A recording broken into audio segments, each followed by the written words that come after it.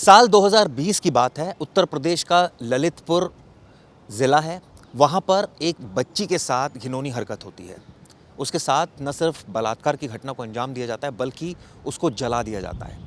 इस मामले में सुनवाई हुई और अब ये मामला अदालत की दहलीज पर है और अब इस पर फैसला आ सकता है।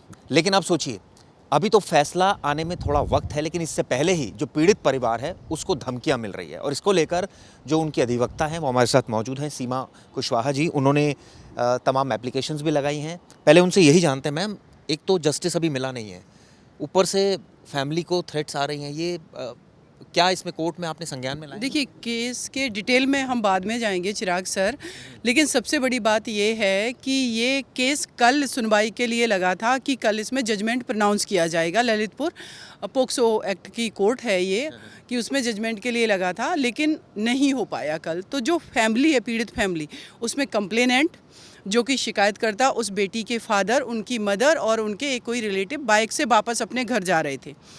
जब घर जा रहे हैं तो रास्ते में ही रोड पर 4-5 गुंडे आए जो कि एक्यूज अशोक यादव की फैमिली के थे। उन्होंने गाड़ी आगे लगा दी, रोका उनको और धमकाया कि निर्णय कुछ भी आए, तुम लोग अभी भी वक्त है, इसमें समझौता कर लो, नहीं तो तुम लोगों को जान से हाथ धोना पड़ेगा।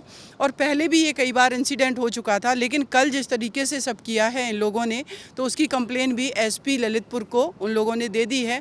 प्रोबेबली मुझे लगता है कि आज जो है इसमें एफआईआर भी दर्ज होगी और कोर्ट के संज्ञान पर भी हम इस चीज़ को लाए हैं। अब अगर इस केस में हम डिटेल पर जाएं, 4 मार्च 2020 का ये केस है। एक छोटी सी मासूम सी बच्ची है जिसको वो अपने पड़ोसी, जिनको चाचा चाची बोलती है, 2-3 घर का ही डिस्टेंस था, बीच में 2-3 घर हैं, वो बोलती है, उनको बुलाते हैं कि तुम घर पर आ जाओ, कोई सब्जी वगैरह है वो लेकर के चली जाओ। जैसी वो बच्ची जाती है, उसको अंदर से कुंडी लगा करके बंद कर लेते हैं लोग। उसमें अशोक यादव उस बेटी के साथ रेप करता है और जब वो ये बेटी कहती है कि अपने घर पर बता देंगे, तो वो डराते हैं, धमकाते हैं कि अगर तुमने घर पर बताया तो तुम्हारे भाई को मार देंगे, तुम्हें मार देंगे, बताने की ज़रूरत नहीं है। लेकिन वो बेटी नहीं डरी। तो जब उसने कोशिश की होगी बाहर निकलने की, तो घर में अंदर से ही इन्होंने ताला लगा दिया और उसके बाद जब वो बेटी नहीं मानी तो इन्होंने वही अंजाम दिया जो उस बिटिया को धमका रहे थे। उस बेटी के ऊपर इन्होंने मिट्टी का तेल डाल करके अपने ही घर के अंदर जिंदा जला दिया। वो बेटी तड़पती रही। जब मोहल्ले में लोगों को पता चला तो ये नहीं तो ऑन द स्पॉट भी उसको मार देते। ये जब मोहल्ले में पता चला कि क्या हुआ, तो लोग जब पहुँचे तो इन्होंने ये दिखाने के लिए कि अब तो हम फंस जाएंगे, तो झूठा मूठा उस बेटी को अपनी ही गाड़ी में, बाहुबली आदमी, स्कॉर्पियो गाड़ी है, उसकी पत्नी प्रधान है और आगे भी पॉलिटिकल उनका एम्बिशन था, उस बेटी को ये ललितपुर हॉस्पिटल लेके जाते हैं। गाड़ी में लड़की के साथ, उस बिटिया के साथ उसका परिवार नहीं है, वो अपराधी ही बैठे हुए हैं और तब भी उसको धमका रहे हैं कि बताना नहीं है, अगर पूछें तो ये बता देना कि हमने खुद को जला लिया है। ये सारी चीज़ें, वो बेटी इतनी डरी हुई, सहमी हुई थी। उसकी दादी का भी बयान है। फिर उसके बाद जब उसने बताया कि हमें, जब मैं गई अंदर तो हमारे साथ क्या किया, हमारे कपड़े उतार दिए सब, तो उसके आधार पे जो पहले एफआईआर दर्ज हुई है, उस एफआईआर को ये लोग बेस बना रहे हैं कि उसका पहला डैंग डिक्लेरेशन है। लेकिन वो बच्ची अंडर इन्फ्लुएंस थी। उसने जो चीज़ें बताई कि उसने उसमें पहली जो डैंग डिक्लेरेशन, उसमें ये नहीं कहा चिराग सर कि हमारे साथ रेप हुआ, लेकिन बाद में वो ये बात बताती है करीब 8 अप्रैल 2020 को ही, जब ग्वालियर हॉस्पिटल में, वर्निंग हॉस्पिटल में उसका ट्रीटमेंट चल रहा है, जब ये क्लियर हो गया कि अब ये बचेगी नहीं, फिर अगेन एक डैंग डिक्लेरेशन हुई। 75% वो बेटी उस घर में ही जल चुकी थी। जहाँ पर इसके फादर एफआईआर करवाने जाते हैं, तालबेट जो पीएस है, थाना है, वहाँ पर उस जगह पर अपराधी खड़ा हुआ है, कह रहा आप जाओ, हम एफआईआर करवा देंगे। जिसने क्राइम को अंजाम दिया तो वो क्या एफआईआर कराएगा। तो शुरू से ही इन्होंने उस चीज़ को मैनिपुलेट किया, फैक्ट को भी टेम्पर किया। जब ये फैमिली जा चुकी है तो उन्होंने जहाँ पर भी रेप किया अपना घर साफ कर दिया, लेकिन जली हुई जगह को ये क्लीन नहीं कर पाए। जब इन्वेस्टिगेशन हुई उसमें सारी चीज़ें प्रूव हो चुकी हैं। अब इस केस में करीब 5 साल से लगातार चल रहा था। 2022 में हाई कोर्ट इलाहाबाद ने डायरेक्शन दिया पोक्सो कोर्ट को, डिस्ट्रिक्ट एंड सेशन कोर्ट के लेवल पे होती है ये, स्पेशल कोर्ट्स होते हैं ये, कि आप इसको 6 महीने में डिसाइड करेंगे। 2022 से 6 महीने में इनको डिसाइड करना था, अभी तक मैटर डिसाइड नहीं हुआ।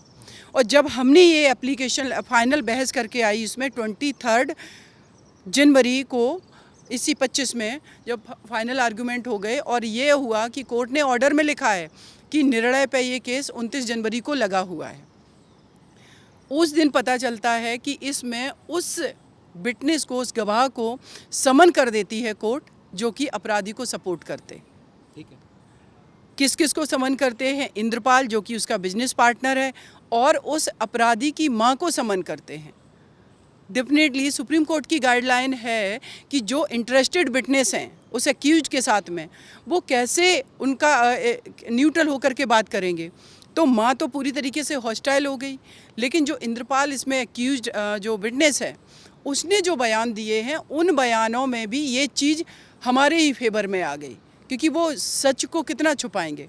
ताले वाली बात पहले नहीं आई थी। इंद्रपाल ने कहा कि जब हम इनके घर में गए तो अंदर से ताला लगा हुआ था, ताला खोलने में काफ़ी टाइम इनको लगा, और जब हम अंदर चले गए घर के तो फिर इन्होंने ताला लगा लिया। आप बताइए सर, शाम को 5:30 से 6 बजे के समय, अप्रैल का महीना है, 7 बजे तक दिन जैसा माहौल रहता है, कौन घर में अंदर से ताला लगाएगा? क्योंकि वो बेटी भाग ना पाए इसलिए ताला लगा दिया। ठीक है, तो ये बात प्रूव हुई थी कोर्ट में? ये बातें प्रूव्ड, सब कुछ रिकॉर्ड पर है। अब दूसरा इसमें क्या है, अब टेक्निकल अगर हम उस पे ग्राउंड पे जाएं, इवन कि मैंने जब वहाँ से मीडिया लाइव किया, क्योंकि मुझे भी कई बार थ्रेट मिले चुके हैं, तो मैंने कोर्ट के बाहर जब 19 तारीख को हियरिंग थी तो मीडिया में गई, मैं लाइव किया अपने सोशल मीडिया पे। तो डिफेंस काउंसिल आ रहे हैं कि हम इनके अगेंस्ट कंटेम्प्ट पेटिशन लगाएंगे। मैंने कहा मैं थोड़ी डर रही हूँ, मैंने कोई अपराध थोड़ी किया है, और कोर्ट की थोड़ी अवहेलना की है, क्योंकि कोर्ट भी कॉन्स्टिट्यूशन के ही अंडर वर्क कर रही है। और कोर्ट अगर 2022 से बाद में 6 महीने में डिसाइड नहीं कर पाई, और जब हमने एप्लीकेशन ये दी कि आपने जिस विटनेस को बुलाया है ये इंटरेस्टेड विटनेस है, तो आप एक छोटी इंक्वायरी करवा लीजिए इस चीज़ की कि ये उसके अंडर एम्प्लॉय था या नहीं, उसके साथ काम करता है या नहीं था, तब तो आप रिलाई करेंगे उसके स्टेटमेंट पे। तो कोर्ट का ये कहना है कि चूँकि हाई कोर्ट अब इसमें अगेन ऑर्डर कर चुका है कि आप जल्दी डिसाइड करो, तो मेरे पास समय नहीं है कि हम इस चीज़ पर इंक्वायरी कर सकें। तो आपके पास क्यों समय नहीं है? Justice hurried and justice buried का भी कॉन्सेप्ट है ना कि आपको जब नए चीज़ें सामने आ रही हैं तो आप उसको इंक्वायरी करवाओगे, और उसमें आप फ्री एंड फेयर ट्रायल करके दोगे। ये रूल ऑफ लॉ है, ये रूल ऑफ लॉ है, ये नेचुरल जस्टिस है। लेकिन कोर्ट ने हमारी एप्लीकेशन को डिस्पोज कर दिया। फिर इन्होंने डेट पे डेट लगाई, 19 तारीख को मैं फिर अगेन दोबारा से बहस करने गई, क्योंकि नए फैक्ट इसमें आ गए। क्योंकि जो इंटरेस्टेड विटनेस इंद्रपाल, उसने कुछ चीज़ें ऐसी बोल दी कि उसने बता दिया कि हमने लड़की को देखा, लड़की बाहर से जलते हुए आई, जबकि ऐसा कुछ भी नहीं था कहीं पर भी। वो पूरी तरीके से उनको बचाना चाह रहा था। तो हमने फिर इंक्वायरी के लिए एप्लीकेशन मूव की, जिसको कोर्ट ने डिस्पोज ऑफ कर दिया। लास्ट डेट ऑफ हियरिंग पर मैं जाकर के इसमें 19 अभी सितंबर को बहस करके आई। ये मैटर कल भी लगा था, ये मैटर आज फिर लगा था, दोनों दिन अभी जजमेंट नहीं हुआ है।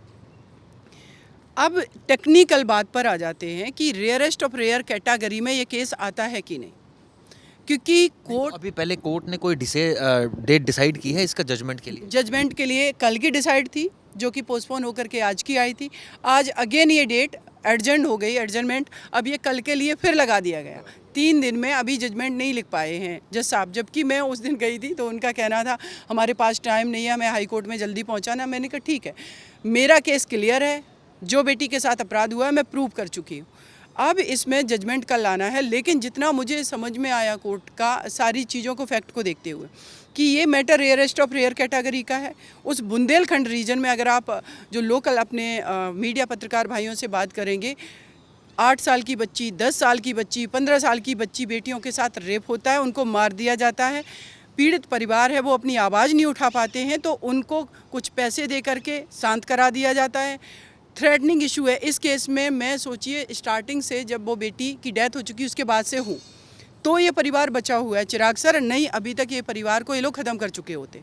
आज जब ये केस मीडिया में भी, आप जैसे पत्रकार लोग जो हैं, जो सेंसिटिव हैं, पत्रकारिता करते हैं, जब आप लोग उठा रहे हैं, तब सोचिए उसके बावजूद भी ये लोग धमकी दे रहे हैं रोड पर मैटर जजमेंट के लिए, तो कितना डिफ़िकल्ट है। अब ये बच्ची जिसको जिंदा जला दिया गया मिट्टी का तेल डाल करके, इससे बड़ा और केस क्या होगा रेयरेस्ट ऑफ रेयर केस के लिए। धनंजय चटर्जी का 2004 का केस है, वेस्ट बंगाल का। उसमें principal supreme court of India ने उसको डिस्क्राइब किया है, जो मच्छी का एक केस है सुप्रीम कोर्ट का, कि रेयरेस्ट ऑफ रेयर कैटेगरी में कौन से केस आते हैं। उन बच्चों के खिलाफ अगर अपराध हो रहा है, जिनका मर्डर हो रहा है, रेप हो रहा है, जो डिफेंसलेस है, आपको लगता है कि रेयरेस्ट ऑफ रेयर की कैटेगरी में आता है, तो ऐसे में अब कोर्ट का ही ये बेसिकली प्रोरोगेटिव है कि वो किस सेंस में नहीं, इसको एक और चीज़ है, कोर्ट का तो है ही, लेकिन साथ ही साथ पोक्सो एक्ट का सेक्शन 29 कहता है कि बियॉन्ड रीजनेबल डाउट अगर ये प्रूफ नहीं कर पाए तो कोर्ट इस चीज़ को एज्यूम करके चलेगी। कोर्ट का ये प्रिजम्पशन है, उनको करना ही पड़ेगा कि ये अपराध हुआ है और इस धाराओं के अंतर्गत, ये धाराओं के अंतर्गत इसको सज़ा मिलेगी। तो पोक्सो में अदर जो केसेज होते हैं, अगर वो बच्चे, कोई भी पर्सन है जिनकी 18 साल से ज़्यादा उम्र है, उसमें कोर्ट का पनिशमेंट के टाइम पे प्रिजम्पशंस नहीं है, लेकिन पोक्सो में है, क्योंकि वो बच्ची 14 साल से छोटी है, हेल्पलेस है। वो उन दो अपराधियों के सामने कैसे अपने आप को बचा सकती, जिन्होंने ताले में बंद कर दिया था, जिन्होंने उसको जिंदा जला दिया है, वो बच्ची अपने को नहीं बचा सकती। WHO की रिपोर्ट है, Indian national health research centre यहाँ की रिपोर्ट है कि जिस किसी की भी डेथ होती है तो सबसे जो पेनफुल डेथ है वो बर्निंग के थ्रू होती है, कि उसको जिंदा जला दिया। तो ये सब कुछ, उसमें एक और चीज़ है कि ट्रस्टवर्दी रिलेशन है। अगर हम आप भी हैं, चाची थे हम आप भी हैं, हम किसी के घर में कॉन्फिडेंस से तब जाएंगे ना जब वो हमारा ट्रस्टवर्दी रिलेशन होगा। रोड पर अगर हम निकल रहे तो थोड़ी अलर्ट होके निकलेंगे। वो चाचा चाची बोल रही है उन लोगों को, और इसी वजह से वो उनके घर चली गई। तो ऐसे सिचुएशन में वो उनको ग्रिप में ले लिया कि जहाँ से वो हेल्प ही नहीं मांग सकती है। तो ये 4-5 चीज़ें हैं, केस की ग्रेविटी देखी जाएगी, उसमें क्रूरलिटी देखी जाएगी, तो कम से कम उस एरिया में एग्जाम्पल तो सेट होगा। बिल्कुल ठीक कहा। एक और चीज़, हमारे प्रधानमंत्री जी 3-4 बार बात ये अपनी स्पीच में बोल चुके हैं। 15 अगस्त पर भी बोला, अभी रिसेंटली एक दिल्ली में प्रोग्राम था महिलाओं से संबंधित, उसमें भी बोला कि जब भी ये इस तरीके के केस हैं, जब ये मीडिया में आते हैं, अपराध होता है, तब तो इनको हाईलाइट किया जाए, लेकिन जब सज़ा हो तो उसको भी, उसका भी प्रचार प्रसार हो, जिससे लोगों में मैसेज जाए कि कितना भी बड़ा बाहुबली हो, कोई भी व्यक्ति हो, कानून के निगाहों से कोई बच नहीं सकता। तो ये चीज़ें मैं चाहती हूँ कि आप लोगों के माध्यम से इस बेटी को तो जस्टिस मिले, लेकिन डिटरेंस पैदा हो, साथ में प्रिवेंटिव मेजर्स के तौर पर ये जजमेंट भी काम करे कि और जो बेटियां उनके साथ अपराध हों। बिल्कुल सही कहा कि जिस तरह से ये घटना हुई, ऐसे में अब देखना यही होगा कि अदालत का इस पर क्या रुख होता है, किस तरह से अदालत इस फैसले को देखती है। कल भी इस पर हियरिंग है, यही उम्मीद की जानी चाहिए कि इसमें जो आरोपी है उनको सख्त से सख्त सज़ा मिलेगी। ये वीडियो को इसलिए की ज़रूर बताएगा। शुक्रिया।